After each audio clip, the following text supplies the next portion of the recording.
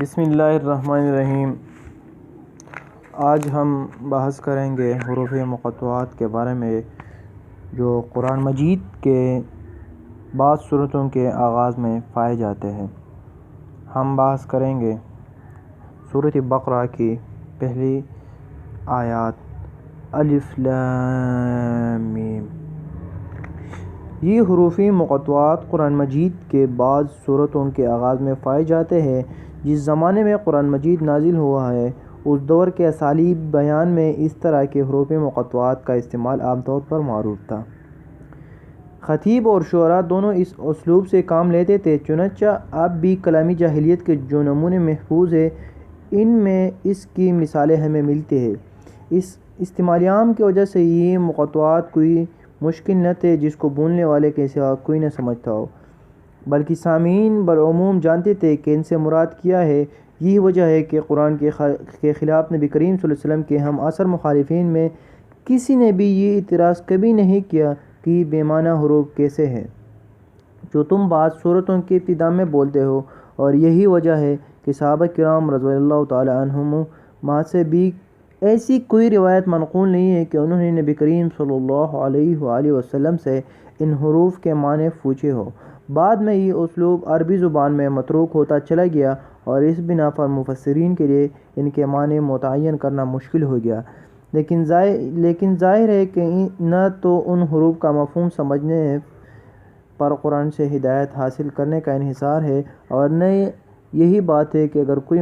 شخص اس کے معنی نہ جانے تو اس کا راہ راست پانے میں کوئی نقص رہ جائے گا۔ لہٰذا ایک عام ناظر کے لیے کچھ ضروری نہیں کہ ان کی تحقیق میں سرگرداں ہو۔ یہ جو اقتباس میں نے پڑھا یہ سید ابوالعلا مودودی رحمۃ اللہ علیہ کی تفہیم القرآن میں جنہوں نے لکھا ہے، اور میں سمجھتا ہوں کہ یہ سب سے بہترین جو اس حروف کے بارے میں انہوں نے تشریح کی ہے، یہ سب تفاسیر میں جو سب سے بہترین تشریح یہ ہے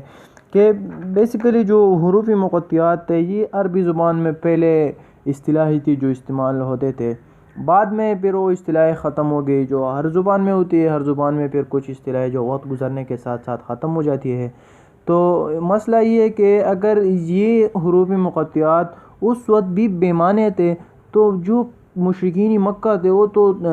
اسلام میں طرح طرح کے نقص نکالتے تھے، تو وہ اس نقص کو کیوں نہیں چھوڑے؟ وہ بھی تو اس کو بھی نکال دیتے، اس پہ بھی اعتراض کرتے تھے کہ اس کا مطلب کیا ہے، یہ بے معنی حروف اس کا مطلب کیا ہے، اس کو ہم سمجھائے۔ اور دوسری بات یہ ہے کہ صحابہ نے بھی کبھی بھی کوئی سی ایسی روایت نہیں ہے کہ حضور صلی اللہ علیہ وسلم سے پوچھا ہو کہ یہ جو بے معنی حروف ہے اس کا مطلب کیا ہے۔ تو اس سے یہ بات صاف واضح ہو جاتی ہے کہ یہ اسی دور کے کچھ اصطلاحیں تھیں جو اسی دور میں بولی جاتی تھی عربی زبان میں، پھر وقت کے ساتھ ساتھ یہ اصطلاحیں ختم ہو گئی، اور اب جو بعد کے مفسرین کے لیے مشکل بن گیا کہ ان حروف کا معنی کیا ہے۔ لیکن ان حروف ایک عام مسلمان کے لیے اس حروف کا معنی سمجھنا یا اس پہ مطلب کوئی سوچ